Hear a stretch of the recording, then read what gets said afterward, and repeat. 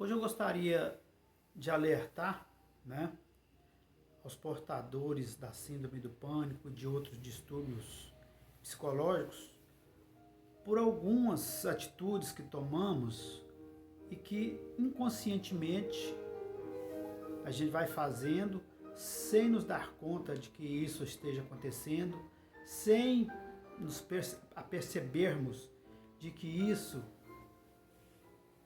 no frigir dos ovos, no cômputo geral da doença, do distúrbio, ele vai causando mais coisas perniciosas, mais desequilíbrio, mais ansiedade, e que passa desapercebido a maioria de nós, e que seria de bom tom que a gente começasse a observar isso.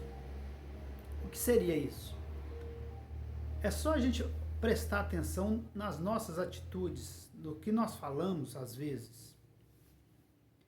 Porque já falamos em outros vídeos e fizemos inúmeros outros comentários relacionados à mania, né, que a gente tem de qualquer um sintoma que a gente sinta, a gente vai relacionar a doença em um órgão específico, na proximidade daquela dor, daquele sintoma.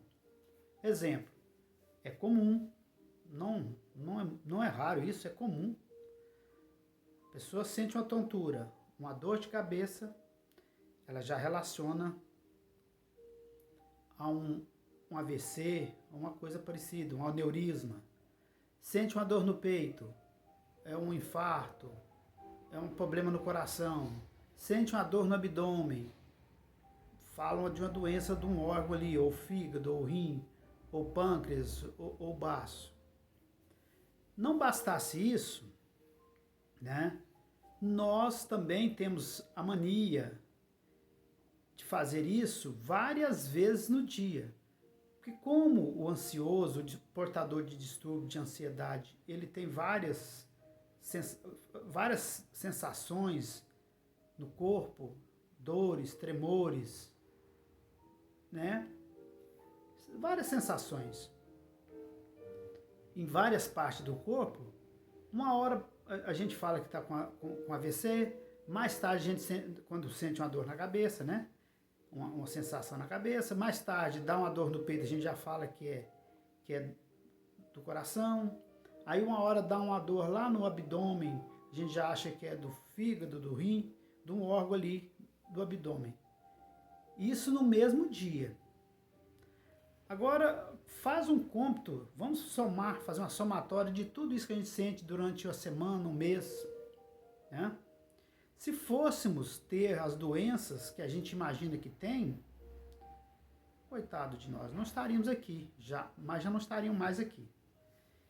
Então, eu gostaria de convidar, de mostrar para vocês que às vezes, inconscientemente, a gente toma atitudes, fala coisas que está fora do contexto do racional. Aí sim é necessário a gente usar a racionalidade. Remontar o dia anterior, voltar no dia anterior. Se nós não sentimos a mesma coisa, ao mês anterior, se nós não sentimos as mesmas coisas, e a gente fazendo uma recapitulação disso, a gente vai perceber que durante os anos que a gente tem confrontado com esse distúrbio, as doenças, os sintomas, as sensações que a gente imagina ter são as mesmas. O que nós sentimos ontem, o que nós falamos de doença ontem, anteontem, semana passada, mês passado, ano passado, a gente continua repetindo isso. Então, o que nós teremos que perceber nisso?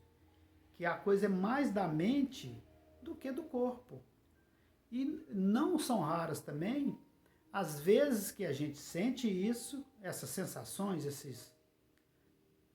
essas dores, e a gente procura assistência do médico, no clínico geral, de um cardiologista. Muito comumente, 99,9% das vezes, o médico fala que não tem nada, que é ansiedade, e a gente volta para casa daí 1 ou 2 dias começa a sentir de novo as mesmas coisas e vai entrando naquele ciclo. Quando não acontece de a pessoa transpor a porta do consultório médico, lá na rua ou nas proximidades ali, já dá um sintoma, mesmo com o diagnóstico do médico. Eu já teve caso da pessoa entrar em contato conosco e falar, eu saí do médico agora, ele falou que não tem nada, mas eu estou sentindo isso, eu acho que é uma doença. Mesmo depois do diagnóstico do médico. Então, o que a gente precisa é se aceitar como um doente psicológico e cuidar desse lado. Ficar buscando, falando de sintomas, de dores, de sensações, vai só piorar a nossa ansiedade e a gente não sair desse ciclo. Então, o primeiro passo é acreditar no diagnóstico médico, não tem nada. E buscar ajuda, não tem nada no corpo. E buscar ajuda para o problema psicológico. Volto a dizer, senão a gente não vai sair do ciclo da doença, do distúrbio psicológico que somos acometidos. E ter a racionalidade, usar o racional. Gente, eu fui no médico essa semana, não tinha nada. E sair desse ciclo. Porque eu sempre falei, né, nos meus vídeos, e tenho postado vídeos de outras pessoas que falam da doença, do distúrbio, que também tem a mesma linha de raciocínio do que a minha. Porque se a pessoa não tomar a iniciativa de melhora, ela não querer mudar o ciclo que ela está seguindo há anos, sair daquela mesmice que está levando ela a repetir sintomas, repetir sensações, repetir palavras, repetir atitudes, ela não vai sair. Ela vai ficar enclausurada nas mesmas coisas, vai ficar naquele ciclo e não sai. Então, o que a lógica, o que o raciocínio lógico, né, nos aconselha. Poxa vida, eu já tenho... E ser sincero consigo mesmo. E pensar assim, poxa vida, eu já estou há 5, 10, 15 anos sentindo as mesmas coisas, e as minhas palavras, as minhas reclamações são as mesmas, né? O meu modo de falar, de agir, são os mesmos com relação ao distúrbio. Eu sinto uma coisa, vou na rede social e reclamo.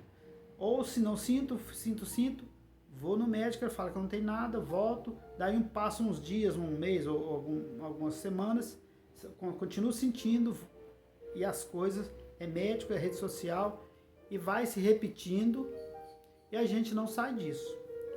A minha sugestão seria que nós mudássemos um pouco o ritmo disso, a lógica disso. É buscarmos atitudes diferentes das quais nós já estamos fazendo há 10, 15, 20 anos, ou 5, sei lá quantos. O que eu quero dizer é que a gente fica muito tempo preso nas repetições contínuas, sem fazer nenhum gesto, nenhum movimento, nenhuma atitude contrária àquilo. Bastaria nós termos alguns minutos de racionalidade e pensar, poxa vida, há quanto tempo eu venho fazendo as mesmas coisas, falando as mesmas coisas, agindo do mesmo jeito? Isso para mim não adiantou nada. Então quer dizer, o que eu tenho feito não está agregando nada de melhor em mim. Não mudou o que eu sinto, não mudou os medos, não mudou os sintomas, não mudou a ansiedade, não mudou nada. Então, a lógica, o bom senso está me convidando para que eu mude a direção disso. Eu faça algo contrário. Porque se eu continuar assim, eu vou continuar sentindo as mesmas coisas. Essa autoanálise, esse bate-papo, essa conversa consigo mesmo tem que ser realizada para a gente ir saindo dessas mesmices que a gente cria, dessas repetições infindáveis que a gente entra e não sai. Precisamos fazer algo diferente do que nós já vimos fazendo. Isso nós temos falado nos nossos vídeos com muita frequência. E não tem outra solução, não tem outro caminho. Infelizmente é isso, pessoal. Se a gente quer cura, a gente precisa buscar a cura. Se a cura não está naquilo que a gente está costumeiramente fazendo, a gente precisa buscar outras alternativas. Porque se a gente ficar naquilo, seja o que for que a gente esteja fazendo, não está surtindo o efeito que a gente espera, poxa vida, precisamos buscar outra alternativa. Precisamos buscar outros caminhos. Ficar só, né, na condição de reclamações, e chega um ponto, só para encerrar, estou encerrando o vídeo, viu, gente, para não ficar longo. Chega um ponto que a princípio a gente vai nos médicos, vai nos pronto-socorros, vai nas UPAs, né? Vai, às vezes quem tem condição financeira vai no médico particular, mas a gente vai percebendo que até os atendentes, os médicos vão ficando chateados conosco. Aí a gente já não vai mais. Aí a gente começa a entrar nas redes sociais para procurar alguém que esteja como nós, sentindo e querendo falar da mesma coisa. Agora, por conta da pandemia, aí que a gente não vai, porque a gente tem medo, o medo é o nosso carro-chefe, nosso guia. A gente já não vai com medo de contrair a doença lá. Prova disso é o crescente número de pessoas que voltaram para as redes sociais, porque agora nem no médico pode ir mais, né? Pelo medo do contágio com a doença nova que está aí há um ano, mais de um ano, né, entre nós. Mas precisa que a pessoa, no meu entendimento, mude o contexto, mude a direção de atitude. Se não melhorar, eu já falei, se não melhorar, pior não fica. Não custa tentar, não custa buscar outra alternativa, né? Pensar racional com relação a sintomas, doenças que a gente cria. Imagina se nós tivéssemos essas doenças todas que a gente fala, que a gente acha que tem, né? Não teríamos passado de um ano de doença, de distúrbio psicológico, né? E olha que a maioria de nós está aí 5, 10, 15, 20 anos. Né? Doença grave, gente, pelo que a gente sabe, não demanda tanto tempo assim de existência, de curso em nosso organismo. Nosso organismo não aguentaria doenças tão graves, igual a gente imagina que tem, por um período muito longo. E isso também é uma forma de se pensar racional com relação a isso. Tá certo? Então eu vou ficando por aqui. Até o próximo, se Deus quiser. E eu vou continuar, né, com essa tentativa aí de gravar vídeos pelo menos 2 vezes por semana. Nas terças e nas sextas, tá bom? Fiquem com Deus. Até a próxima, se Deus quiser.